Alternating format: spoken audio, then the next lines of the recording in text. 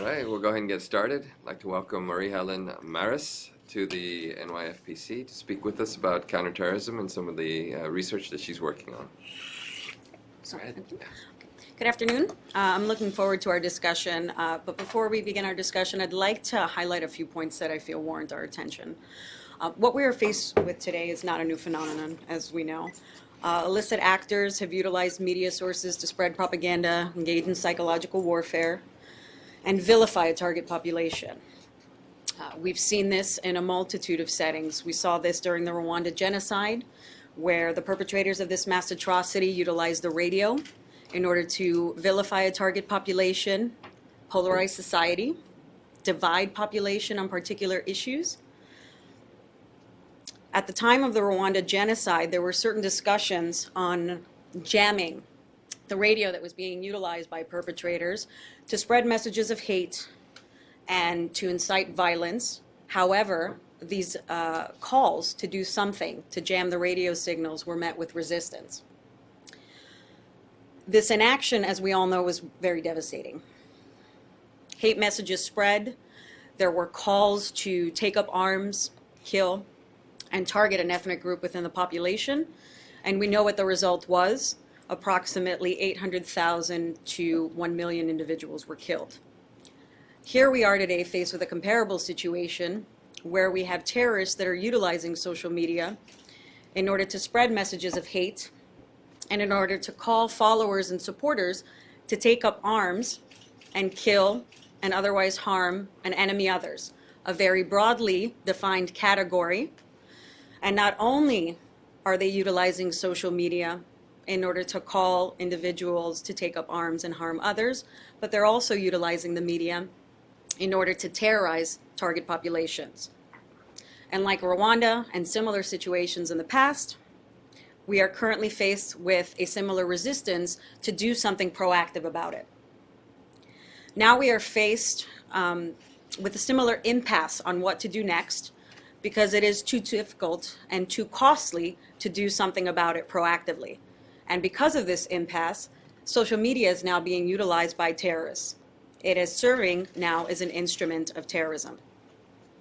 Now, several social media platforms have gone on the record to say that terrorist accounts and the accounts of their supporters have no place on their platforms. And yet, we've seen these accounts proliferate on their sites. Social media is providing these terrorists with unprecedented and unfettered access to millions of individuals around the globe. It is also giving terrorists exactly what they want: a stage to bring worldwide attention to their cause. I think we need to keep in mind that terrorism, the act of terrorism, is theater. Each act is designed to provoke a specific emotion, particularly fear, and it's designed to elicit a desired response in the form of overreactions by the public, security professionals, and the government. And this overreaction can be in the form of discriminatory practices against the target population, a misidentified target population, or it can be in the form of expansive surveillance and police powers.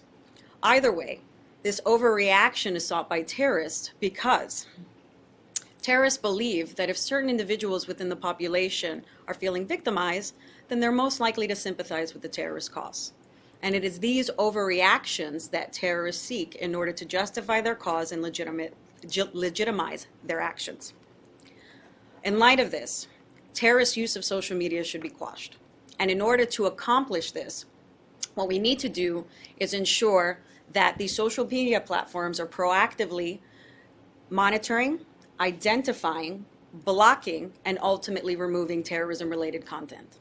Now, at the moment, what's happening is reactive, right?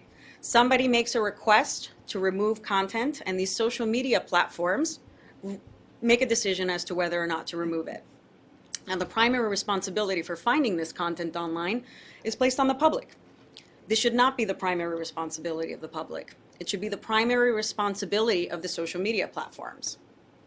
Because of these social media platforms' hesitance and basic refusal to proactively take down these social media platforms, these accounts of these terrorists, what we've seen is certain groups like Anonymous come in and start taking down these accounts for them. In 2014, we saw Anonymous take down the terrorist account of the Ku Klux Klan after they threatened to use lethal force against protesters. In 2015, we saw Anonymous take down the terrorist accounts of ISIL, their supporters. What we need to remember is that these particular platforms are private platforms and not public platforms. And what does this actually mean? This means that these social media platforms have the right to regulate conduct as they see fit, right? These rules of conduct are delineated in the social media platforms' terms of services. And it is these terms of services that users must follow if they decide to use the social platforms. Historically, the social media platforms have prohibited certain types of conduct: nudity, abuse, harassment, hate speech, more recently, terrorism. What I'm advocating today is not the creation of a law or practice that will violate human rights, nor the expansion of law enforcement monitoring and surveillance powers to search social media content. Instead, what I'm advocating for is that these platforms proactively enforce their own terms of services. When such a responsibility is mentioned, usually it's dismissed as being something that is unfeasible. Here's the issue with that argument. These platforms are already being proactively monitored for a wide variety of other purposes: marketing, the identification of child pornography, copyrighted works, and more recently, abuse and harassment. And I'm going to use two examples as an illustration. Recently, Twitter implemented a filtering program for abusive and harassing tweets. And what they've done is, this is automatic for every user. It will prevent a user from seeing an abusive or harassing tweet and having that tweet pop up on the user's mention list. And this filtering program prevents users from opening up new accounts and reposting by checking the language that is utilized in the post to see if it fits any previous abusive or harassing statement, and checking the recency of the accounts, right? There's also another program that's utilized by Google. It's called Content ID. Now, this is directed at copyrighted works, but what this program has done is it's prevented individuals from uploading copyrighted work because it's created a digital fingerprint for audio and video copyrighted work. So if another user tries to upload this video or audio work, what will happen is it will be blocked. My question is, why can't programs like these be modified in order to monitor, identify, block, and ultimately remove terrorism-related content on social media platforms? A limiting factor usually promoted to the proactive enforcement of terms of services is costs. Now, the proactive enforcement of terms of services will cost significant human and financial investments. However, this should not be an obstacle to its implementation. If it is serving as an obstacle to its implementation, then what we can do is provide financial incentives to these companies in the form of tax breaks in order to offset some of the costs that are incurred by engaging in these practices. In addition to proactively enforcing their terms of services, these social media platforms can also work with other key players to counter terrorist propaganda online. There's an app that's utilized by terrorists known as the Dawn of Glad Tidings, and particularly by ISIL terrorists. This app, when downloaded onto a user's device and when the user registers for a service, will post pro-ISIL tweets to the user's account, and will do so in such a manner as to avoid any spam detection algorithms from Twitter. Why can't we modify these types of apps or create new ones that can counter terrorist propaganda?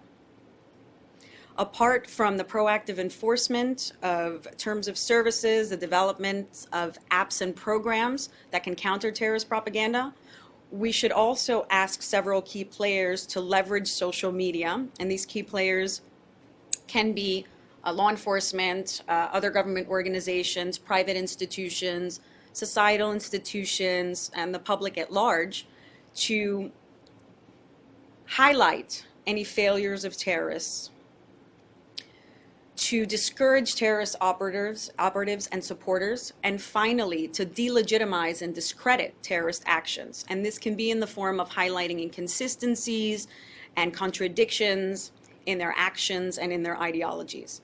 To some extent, this is occurring today.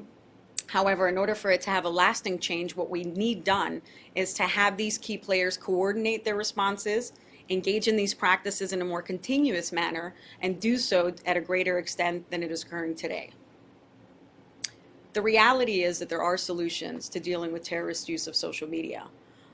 As such, it is not that key players cannot proactively deal with terrorist use of social media. It is that they won't. And I think this is a good point to stop and open it up for questions. But anyone want to ask a question?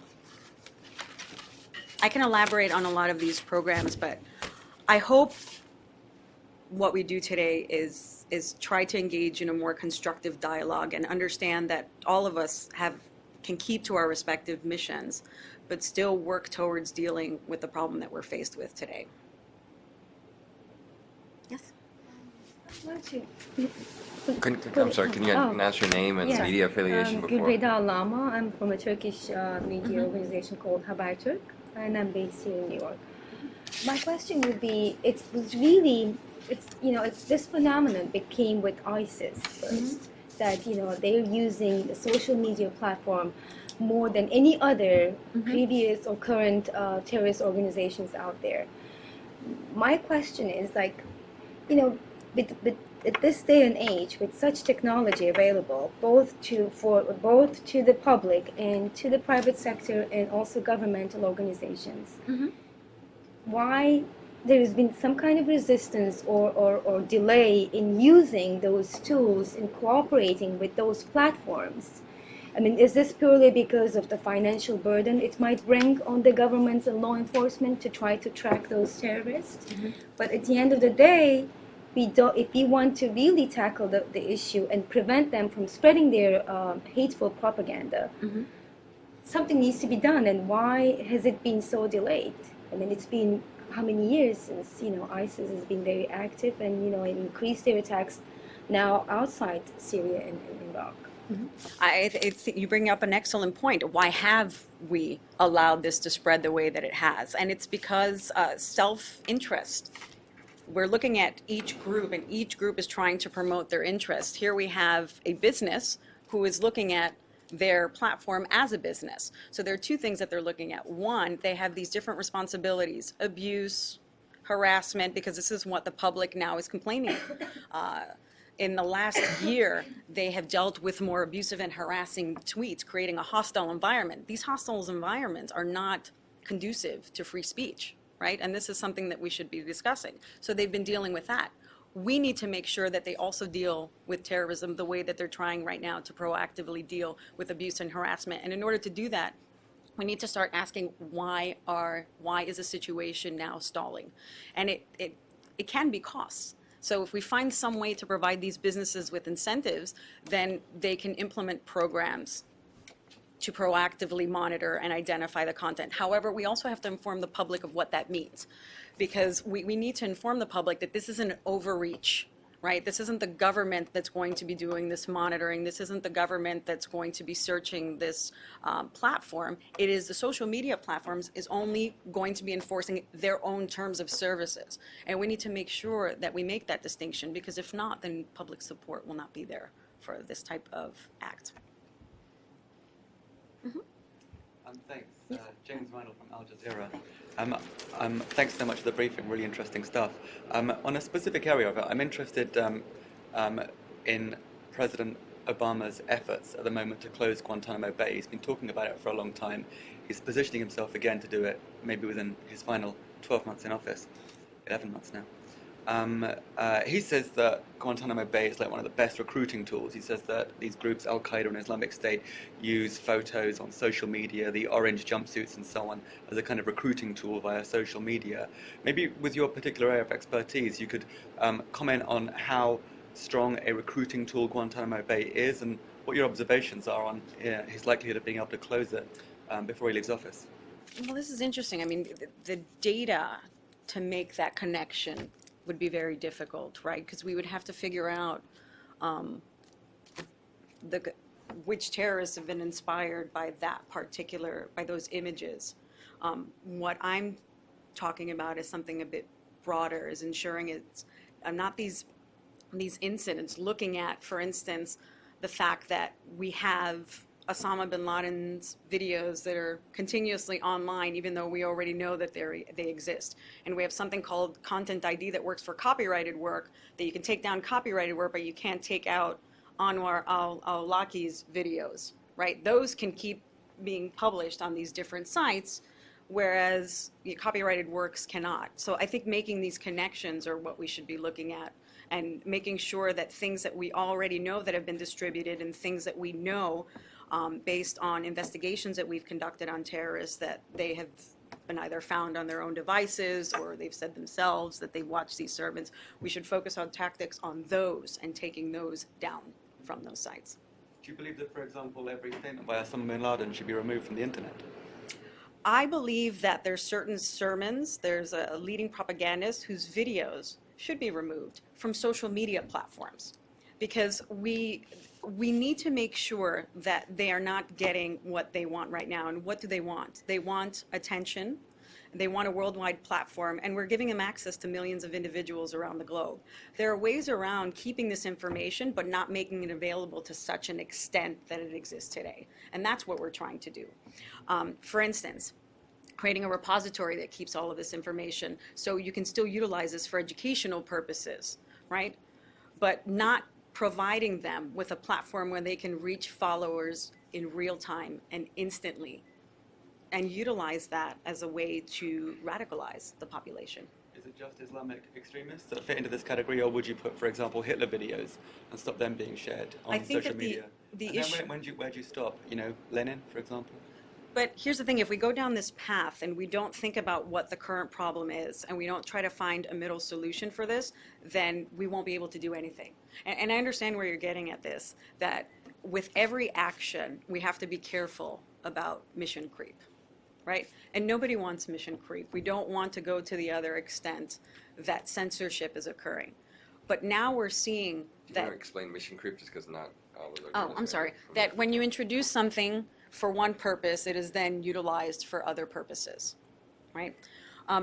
What we're trying to do right now is deal with a specific problem that we've seen. We've seen social media give access to these individuals in a way that the internet could not in the past, right? Beforehand, they had a website and you had to wait for visitors to come, right? Now you've provided individuals with instant access, and you see that this is an issue.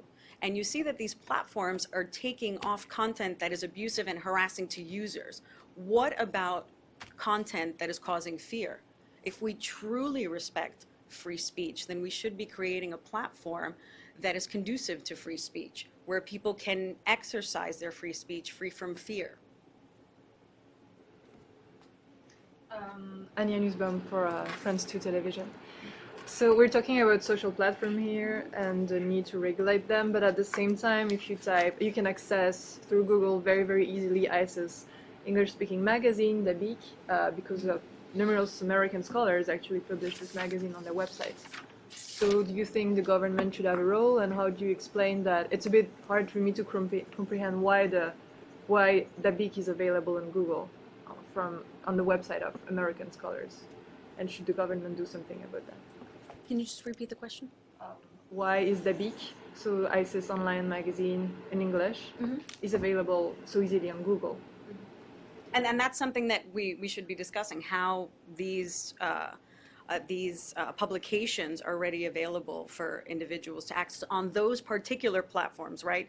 The purpose of today is trying to figure out how to prevent these individuals from engaging in these types of acts and reaching millions of followers on social media platforms. What about just not even social? I mean, I guess it's not really the topic here, but what about just Google, like typing Debriefing and accessing it from anywhere? No need to go to Facebook or Twitter. Well, I mean, in this instance, then we have to figure out what the counter-propaganda campaign would be, what type of information we would look to take down, and how we would do so in a way that we would make sure that this is not seeking to create a form of censorship to prevent individuals from understanding and being educated on particular topics, but also preventing these individuals from publishing this information and radicalizing individuals online. Hi. Oh, I'm sorry. Yes. Thank you. Sezai Kalaycı from Zaman Newspaper, Turkey. Um, if if we will going to move from the social media some terrorist propaganda or any hate speech, what we gonna do about the Donald Trump? I mean, where we can stop that to remove that kind of hate speech or terrorizing people or radicalization, where we can stop that. That's I couldn't get it.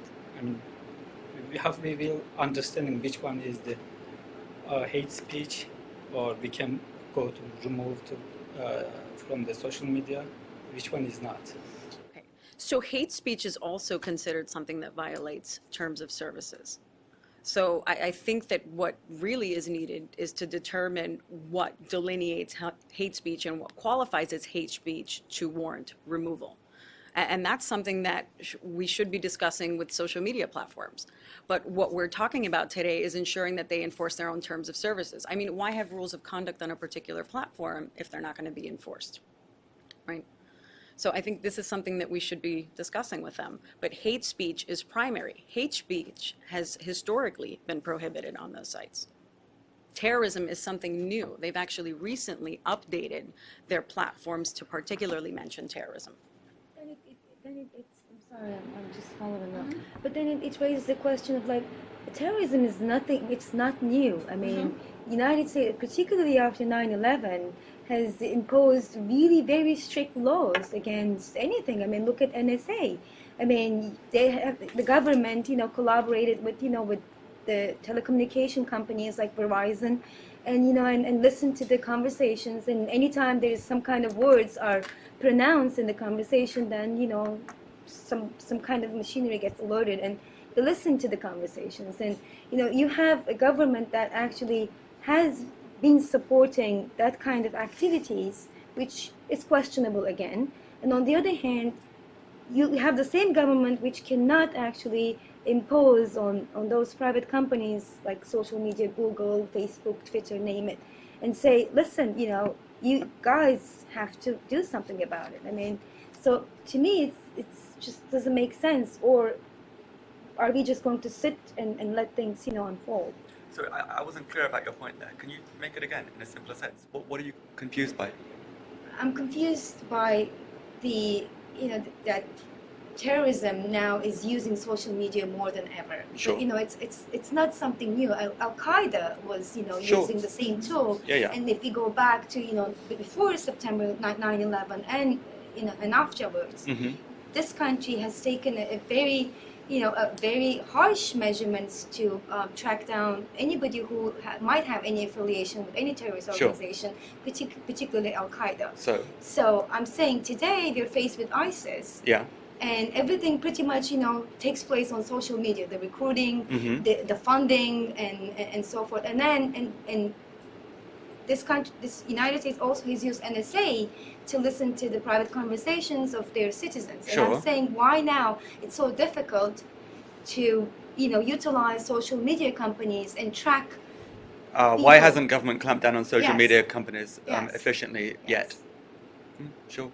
What is the reason for that? Well, the reason is because we're talking about the U.S.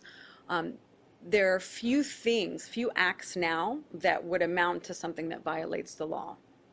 Incitement to violence, the communication of a true threat, providing material support to terrorism for a foreign terrorist organization. Those are the three things. If we were looking at another country, if we were looking at the UK, it would be the encouragement of terrorism, the dissemination of terrorist publications, right? But here, these few exceptions that exist are what we utilize in order to prosecute individuals who are engaging in these behaviors, utilizing these platforms. Because ISIS is not too proactive yet in the United States compared to European countries. No, some of the behaviors, for instance, the distribution, the existence of something online, for instance, or the expression of support for a particular group, that's not considered an illegal behavior in this country. Her point is really good though, because there's been loads of acts, for example, Patriot Act and so on, to clamp down on terrorism, and you're arguing for greater control by the social media companies to stop the dissemination of this information. But you're not exactly calling for legislation. Why hasn't there been legislation on that? Well, we tried last year. Obligating them to do it. There is last year there was an attempt to pass a bill. Of course, it included much more than just requiring social media companies to report terrorism content. That's what the bill was about, but it didn't pass. Because the social media companies, Silicon Valley, for example, has their own lobby in Washington, and they were saying, hey, don't tap on our turf? Yeah? Yeah, okay. And legitimately so. Same with data encryption, for example. They're a lobby too. Right. And that's a different argument for encryption and the call for encryptions, even though it's utilized for They this have the particular capacity thing. to influence Congress, is what I'm Right, saying. Yeah. right. Did you got a question? Sis? Could you add some more figures about, let's Igor Borsenko with task Sorry, Russian Igor. Yep, yeah, Could you introduce yourself just for? yeah, Igor Borsenko with task Russian, etc. Could you add some more figures about the current situation? How many Twitter account, let's say, was closed recently because of terrorist threats? Well, I think a recent New York Times report actually came out this weekend was discussing the fact that Twitter said that over 100,000 accounts were closed, but how many accounts have been developed in their place? And again, if this is reactive, you have to wait to review an account, determine whether or not the content violates terms of services, and then determine whether to take down an account. And even these ISIL terrorists have gone on record to say that it takes 2 minutes to open up a Twitter account. So what does that do when it takes 3 days to review it and shut it down? And another question, the wise guys in Geneva as well as in Munich right now trying to find out the correct definition of who's the terrorist. Well, you know, one man's terrorist is another man's freedom fighter. That's an axiom. How would you use that filter that you've talked about to discern the apples from the oranges? See, there are some, let's split the hair, there are moderate terrorists, not so moderate terrorists, terrorists as terrorists, and that type of things. And more than that, my understanding is that right now the phenomenon of terrorists is very much associated with religious propaganda. And let's say if someone would quote the Holy Book of Quran about the infidels, would it be considered as a violation of the terms of services, or would it be somehow free speech? So there are very many, a lot of gray area in what you've been talking about. So I just wonder whether this idea of filters and communications with the service providers and that type of things, whether it's a palliative decision, just much talk about actually not solving the problem, but talk about the problem. Two things. For the first part, we've already seen that these social media platforms have taken down terrorism-related content, correct?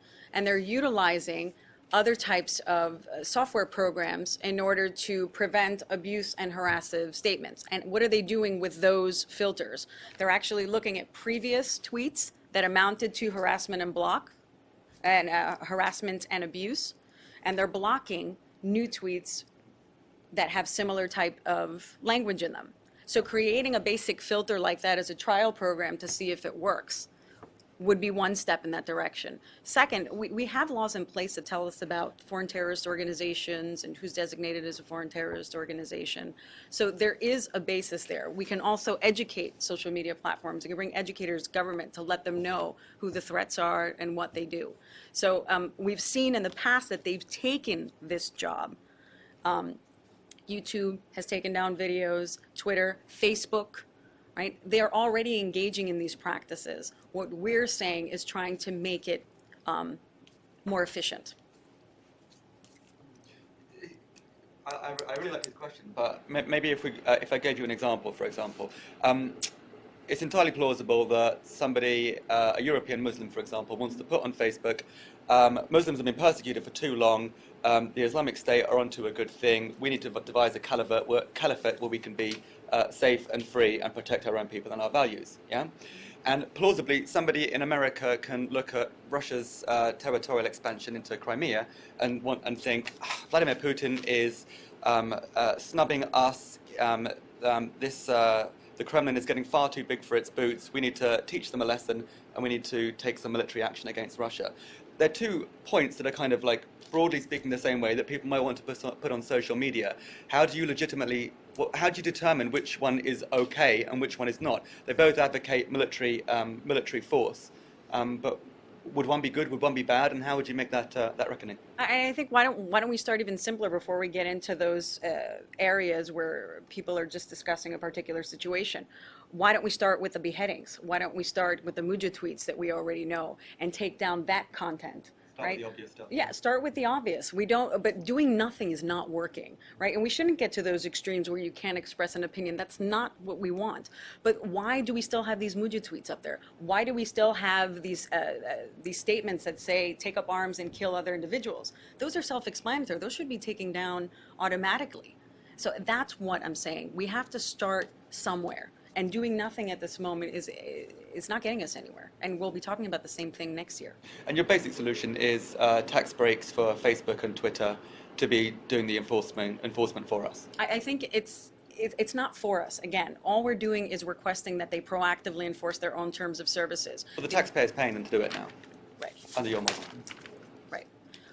The other alternative is to legislate for this, but I do feel that we have to keep in mind that these are businesses as well when we're requesting all of these new security applications, and there are a lot of things that they're dealing with. Child pornography, making sure that that's not on their site. Digital copyrighted works. We keep adding more functions, more security-oriented functions, and we need to make sure that we realize that they are a business. This is why they do what they can do, but to a limited extent. Sorry, just to follow on, maybe on the greener pasture, apart from what you've just said. Just a couple of days ago, Mark Zuckerberg, on the 12th anniversary of Facebook, told that the audience in a couple of years would be, of the Facebook would be around 5 billion. So it's a global communication system. Right now, you are talking about the U.S. ways to limit the spread of terrorist threat and terrorist propaganda. What about international cooperation? Is there any chance that there would be some sort of a global setup for solving those problems? Taking into account that in Geneva and Munich right now, they haven't still decided who the terrorist is. This is something that obviously needs to be discussed with this global platform. Currently, what this platform does, especially because it conducts business in a multitude of countries, it provides them with the ability to request for content to be blocked or removed in particular areas, and our social media platforms are actually providing us with information, how many requests have been accepted, how many requests have been denied, and the reasons for this denial. They've also withheld information from particular individuals within a country that violated that country's laws.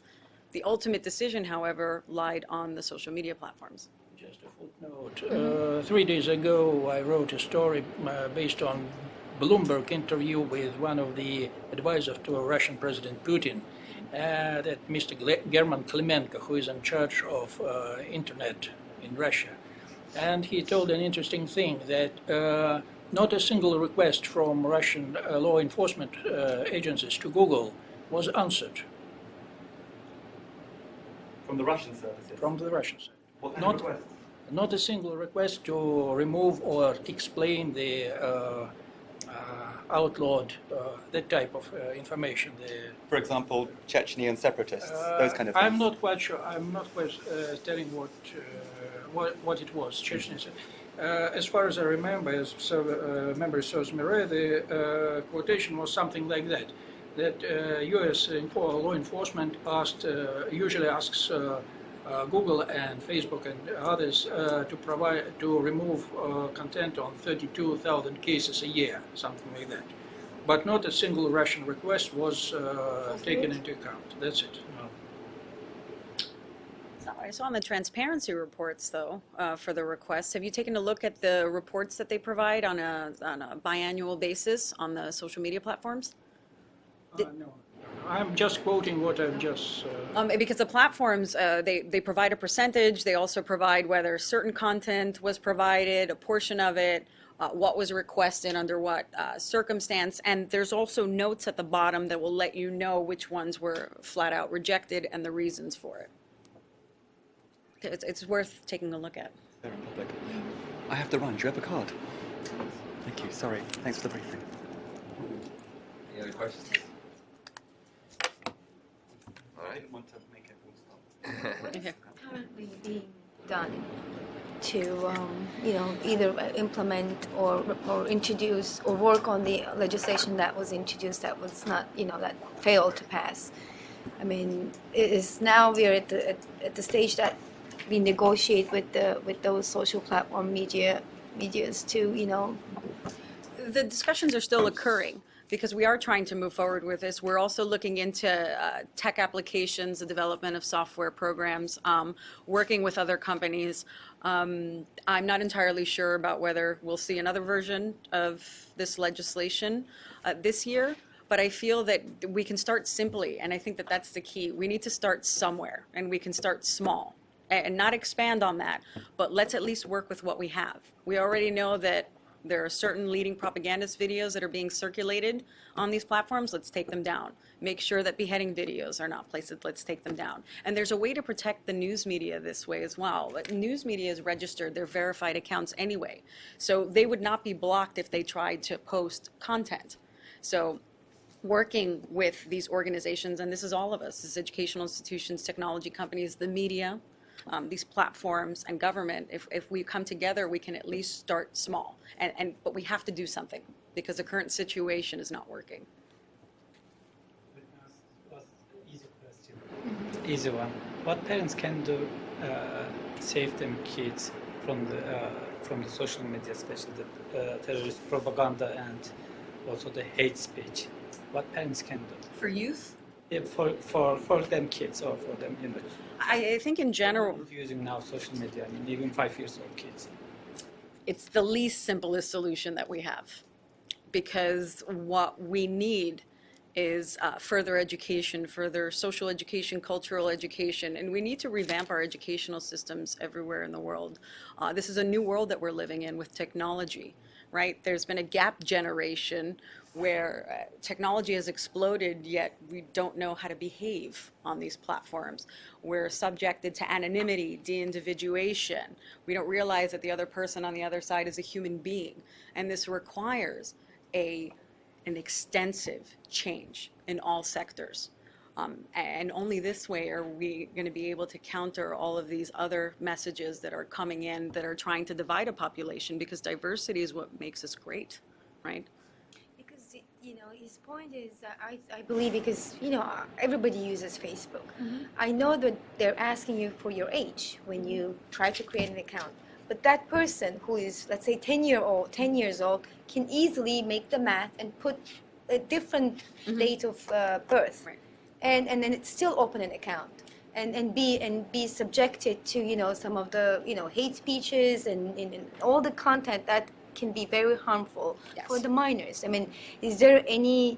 I mean, can they verify? I mean, I know it's a digital it's a cyber and digital platform. It's very difficult to verify actually whether that person is telling the truth or lying. But like, is there some kind of mechanism where we can actually control that?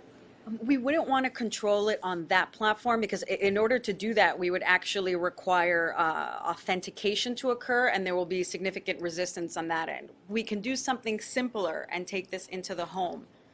They're currently blocking and filtering technologies that could be utilized at home in the same way that other companies can block and filter content.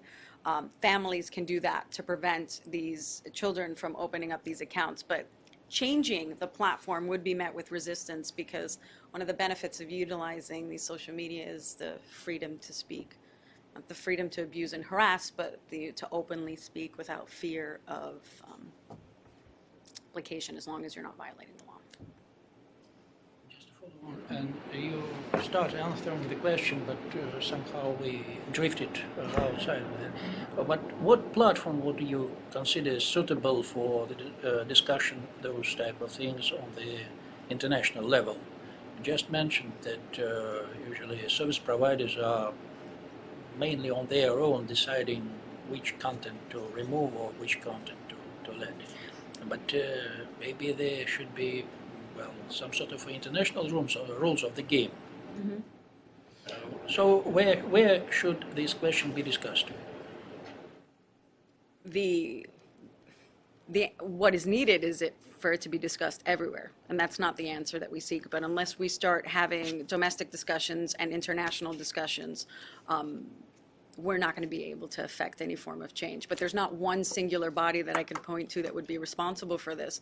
The problem is that these conversations have to start here first before we can escalate them up, because we can't even agree to the rules here, right, within our own country and between us. Because unfortunately, when we're looking at this problem, we're looking at it from our perspective. I'm an educator, this is my mission.